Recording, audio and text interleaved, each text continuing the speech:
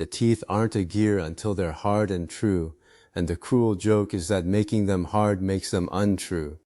I had understood this paradox in the abstract long before I understood it in iron. Soft gears, even perfectly cut ones, wear fast under load, the teeth deform at the tips, the flanks pit, the mesh grows sloppy, and within a week of real service the whole transmission is eating itself.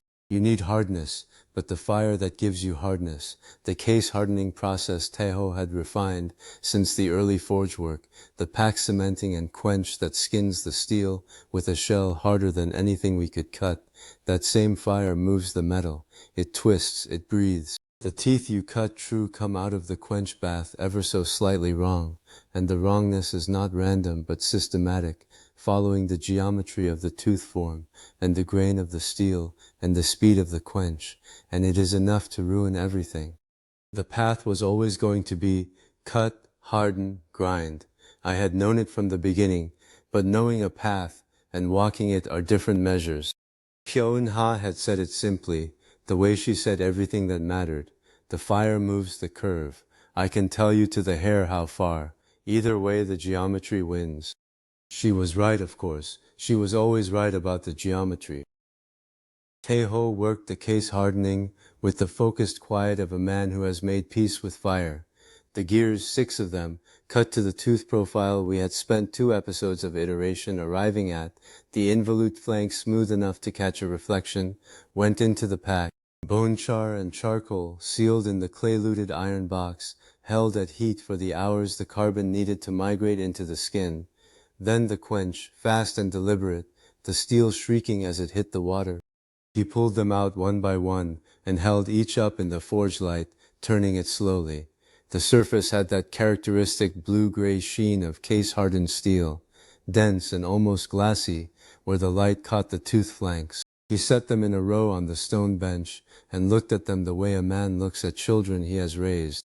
"These little teeth carry the whole engine," he said. "They'll be as hard as anything I've ever made." He was not boasting. Tae-ho did not boast. He was stating a measurement. Seo-rin measured them the next morning. She had her gauges out before the lamp oil was warm, the 2 thickness gauge we had built in the 3rd week of the season, the span wire caliper, the master involute template cut from the same geometry Pyo had computed. She worked tooth by tooth around each gear, recording each reading in the logbook in her small, exact hand. The rest of us stood back. You do not crowd Seo-rin when she is measuring. When she finished the 3rd gear, she set down the caliper and looked at the numbers without expression for a long moment. "We made them hard," she said, "and in doing it we made them wrong. Both problems are real, and they fight each other." The distortion was not catastrophic, a few hundredths of a unit at the tooth tips, a slight barreling on 2 of the flanks, 1 gear with a barely perceptible taper across its face width. In soft steel these errors would have been nothing. In a precision transmission they were everything. The involute profile that makes gears mesh without sliding friction, that keeps the contact ratio constant through the full arc of engagement, that profile is only as good as its worst tooth. One bad tooth and the mesh chatters. The chatter becomes wear. The wear becomes failure. I looked at the numbers over Seo-rin's shoulder and felt the familiar weight of the problem settling onto the bench between us. We had always known this was coming. Knowing it did not make it lighter. Pyo had been sitting at the far end of the bench with her compass and her ruled paper since before Seo-rin finished measuring. She did not wait to be asked. By the time we turned to look at her, she had already been working for half an hour, and the paper in front of her was covered in the fine curved lines of her tooth form analysis, the predicted distortion mapped against the nominal profile, the delta computed at a dozen points along each flank. She looked up when she felt us watching. "We don't fight the distortion," she said. "We use it." She turned the paper so we could see. What she had done was this.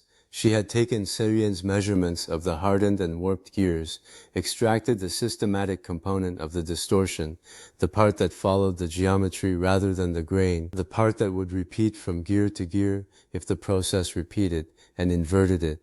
She had computed a pre-distorted tooth profile, one that was deliberately wrong in exactly the way the fire would make it wrong, so that after the fire it would come out right.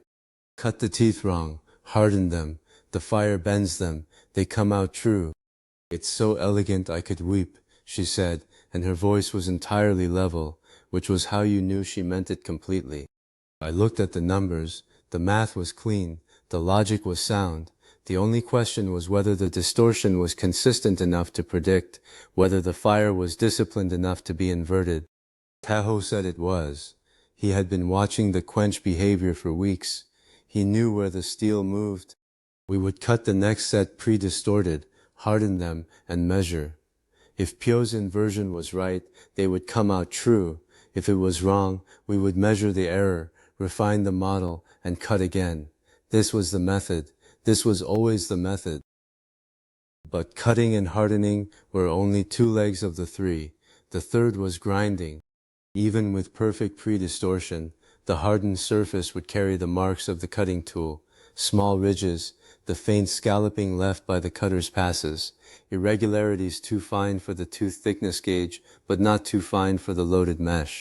Under engine loads, those surface irregularities become stress concentrations. Stress concentrations become cracks. You cannot leave a hardened gear tooth in the as-hardened state and call it engine grade. You must grind it true. The problem is that hardened steel laughs at a cutting tool.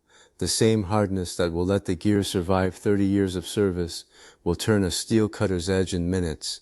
You cannot cut hardened steel with steel. You grind it with stone, with a wheel of bonded abrasive that wears the surface away one grain at a time, patient and merciless, controlled by a hand that can feel what the eye cannot see. We had built the gear grinder in the 6th week of the season. It was a treadle-driven machine, the wheel mounted on a hardened shaft, running in bronze bearings, the gear blank held in a dividing fixture that indexed it one tooth at a time with a spring-loaded pin. The wheel itself was our own manufacture, a bonded wheel, grit and clay, fired to a hardness we had arrived at by trial. Too soft, and the wheel wore faster than the gear. Too hard, and it glazed and stopped cutting. Cho Yeong had been at the grinder since the day we finished building it. She was not a large person. She had been one of Eun-ha's orphans, one of the children the temple had taken in and then discarded when they proved inconvenient, which in Cho Yeong's case had meant the moment her teachers realized that her particular kind of intelligence did not fit the temple's particular kind of instruction. She thought with her hands. She learned by touching. She could not recite a sutra to save her life, but she could feel the difference between two surfaces that a gauge would call identical. The grinder had recognized her, or she had recognized it. I was never sure which direction the recognition ran. Within a week she was producing results that I had not expected to see for a month. Within 2 weeks she had developed a technique for reading the grinding spark, the color and length and angle of the sparks thrown off the wheel as it cut, that told her things about the tooth surface that we had no instrument to measure directly. She had invented her own metrology. It lived in her fingertips and her eyes and nowhere else.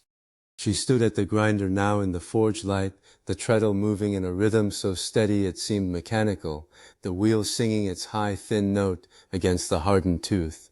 She was not watching the gear. She was watching the sparks and feeling the resistance through the fixture, reading the tooth the way a blind man reads a face. Every tooth perfect, she was thinking. I could see it in the set of her shoulders, the slight forward lean, the way her free hand hovered near the tooth she had just finished, not quite touching, the wheel and my fingers agreeing on a truth finer than anyone can see. This is the best thing in the world, and it's mine. She had been the finest precision craftsman in the kingdom for some time. She was only now beginning to know it. The first engine-grade gear came off the fixture in the late afternoon, when the light through the workshop's high window had gone the color of old bronze. Seo-rin measured it immediately, working through the full inspection sequence: tooth thickness, involute profile, lead, run-out, surface finish assessed by the drag of a fingernail across the flank. She recorded each number. She checked her arithmetic. She looked at the results for a long moment. "The hardest precision in the whole craft," she said, "and we've cracked it." I picked up the gear and held it next to its mate, the second gear from the same batch, ground to the same standard.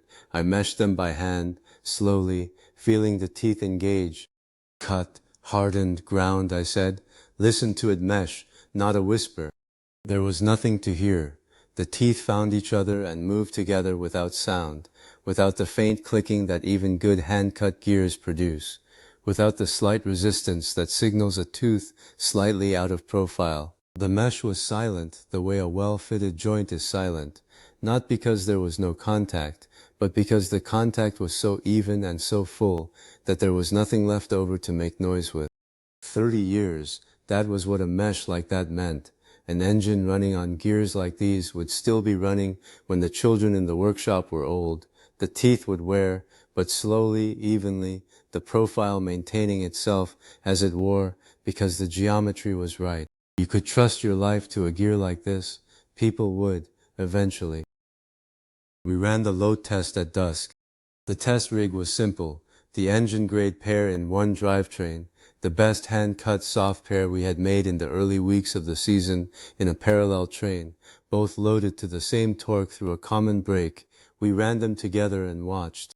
The hand-cut pair announced itself within the first minute, a faint singing at the mesh frequency, the sound of involute profiles that were close but not exact, of tooth tips that were touching before the flanks were fully engaged. It was not a bad sound by the standards of what we had been able to make before this season. 2 months ago I would have called it excellent. Now it sounded like what it was, close enough for a mill wheel, not close enough for an engine. By the 10th minute the hand-cut pair was running warm.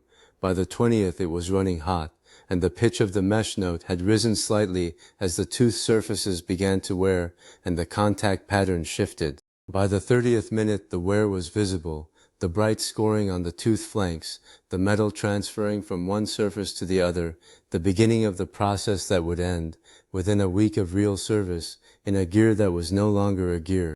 The engine-grade pair ran cool and silent through all of it.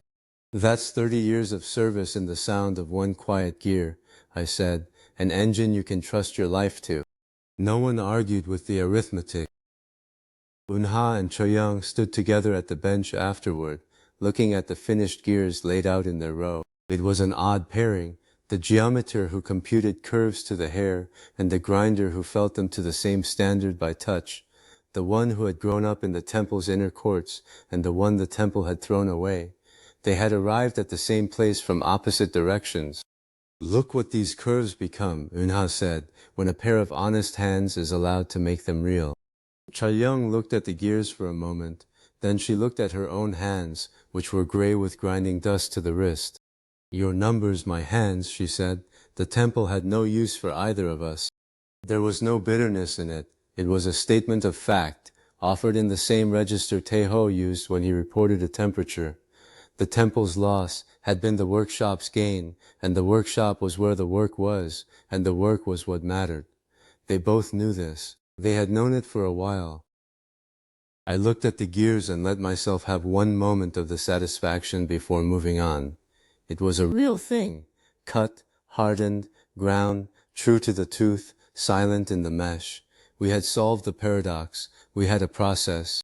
But every gear rides on a shaft, and every shaft on bearings, and bearings have their own standard that makes gear precision look forgiving. Round to a fraction of a hair, or it binds and burns. The roundness problem is harder than the tooth problem in some ways, because at least a tooth has a geometry you can compute. A bearing surface must simply be round, round in every plane, round at every point, round in a way that no tool can guarantee directly, only the method of mutual correction working across 3 surfaces until the error has nowhere left to hide. I had been thinking about the bearing problem since the beginning of the season. I had been waiting until we had someone capable of the work. I looked at Cho Yeong. Every gear rides on a shaft, I said. Every shaft on bearings, round to a fraction of a hair, or it binds and burns. Cho Yeong, this next one's yours. She looked up from the gears. Something shifted in her expression. Not surprise exactly, but the particular alertness of a person who has just been handed a problem they already knew they wanted. She nodded once and reached for the logbook to begin.